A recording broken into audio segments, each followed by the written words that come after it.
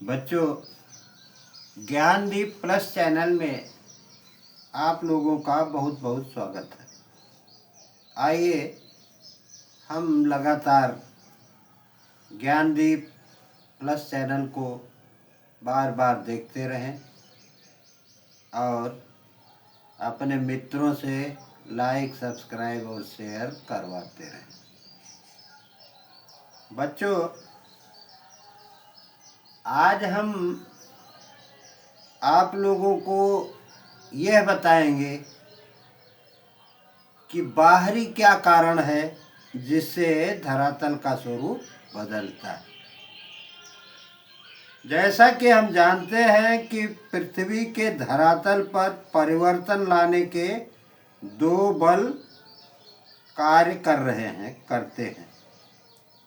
एक बल धरातल के अंदर कार्य करता है और उसे आंतरिक बल कहा जाता है, तथा दूसरा बल धरातल के ऊपरी भाग में कार्य करता है जिसे बाह्य बल कहा जाता है। भूपटल पर इन्हीं दोनों शक्तियों के कारण परिवर्तन होता रहता है। आंतरिक शक्तियां पर्वत, पठार आदि भूदृश्य उत्पन्न करती हैं और बाह्य शक्तियां जैसे प्रवाहित जल, नदियां, हिमानी, पवन और समुद्र की लहरें पृथ्वी की धरातलीय संरचनाओं को काट छांट कर समतल बनाती रहती हैं।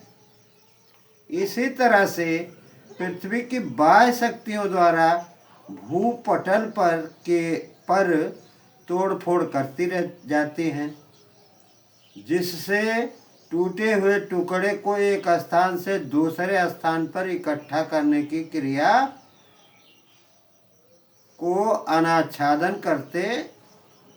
क्रिया करती रहती है और उसे अनाच्छादन कहा जाता है। अनाच्छादन के अंदर अपक्षय, अपर्दन और निक्षेपण तीनों क्रियाएं सम्मिलित हैं।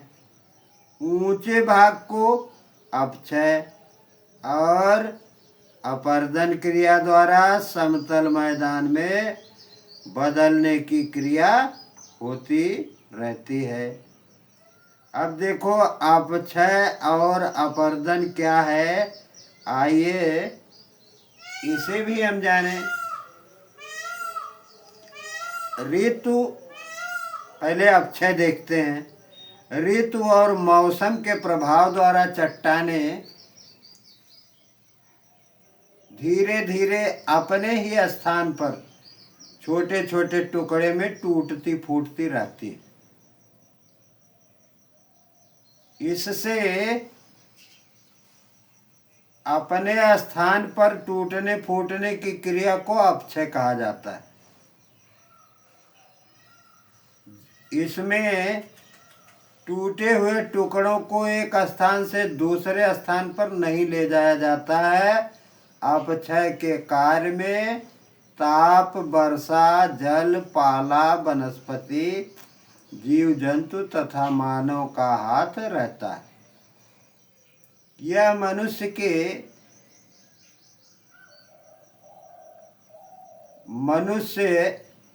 रूप से मुख्य रूप से तीन प्रकार का होता है: भौतिक, रासायनिक और जैविक। तो तीनों प्रकार की रचनाओं को हम, धरातल के कारकों को हम जानते हैं। जैसे जलती हुई लालटेन के शीशे पानी के छींटे पड़ने पर क्यों चटक जाते हैं? कभी इसे देखा है?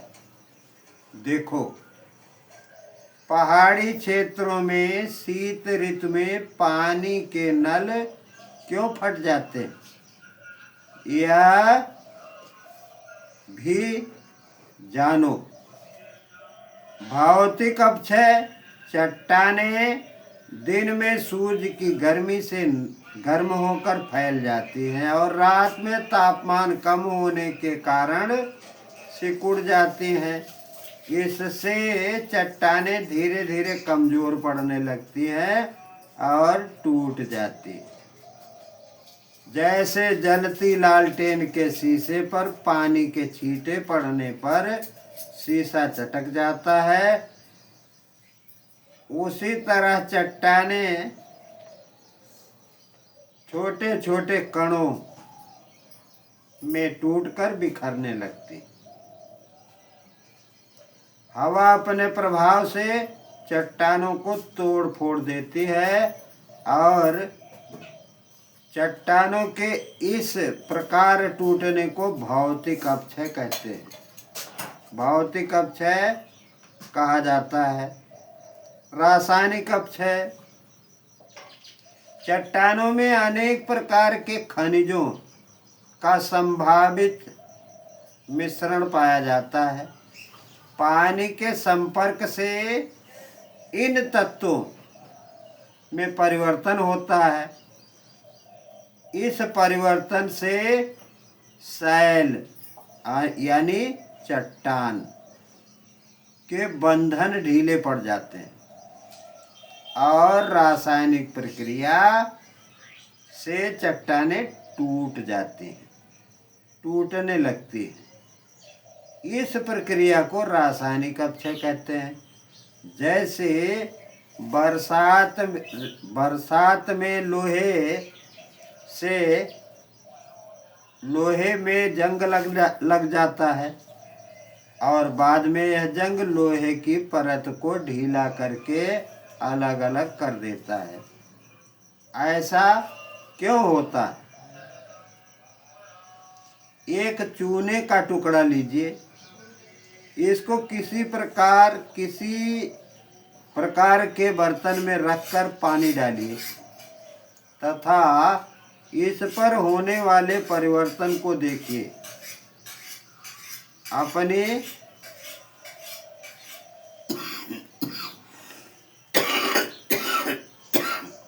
नोटबुक में इसे नोट कीजिए। और जंग लगने से लोहे को क्या नुकसान होता है, ये भी खुद देख लीजिए। जब जंग लग जाता है तो लोहा जो है वह धीरे धीरे अपक्षरित होने लगता है। इसी तरह से जैविक अपक्षय भी होते हैं। जैविक अपक्षय जो हैं पृथ्वी पर रहने वाले जीव जंतु तथा मानव की अनेक प्रक्रियाओं द्वारा चट्टानें कमजोर होती हैं। जैसे जंतुओं द्वारा बिल बनाना, मानव द्वारा खाने खोदना, सड़कें बनाना, सुरंग बनाना, यह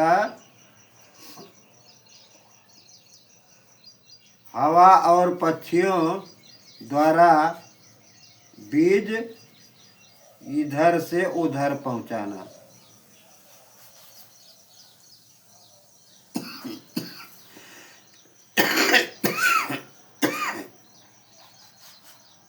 जब पक्षियों द्वारा बीज इधर से उधर पहुंचाया जाता है और वह पहाड़ों के शैलों के दरारों में पड़ता है और वह बढ़ता है तो उसकी जड़ें चट्टानों को कमजोर करती हैं। इसे जैविक अपक्षय कहा जाता है। बच्चों, जहाँ से भी इस चैनल को आप लोग देख रहे हैं, पढ़ रहे हैं और सुन रहे हैं, आप लोग इसे बार बार पढ़कर याद कीजिए और बार बार इसे लाइक, सब्सक्राइब और शेयर अपने मित्रों से करवाइए। बस आज इतना ही। धन्यवाद। कल पुनः इसी समय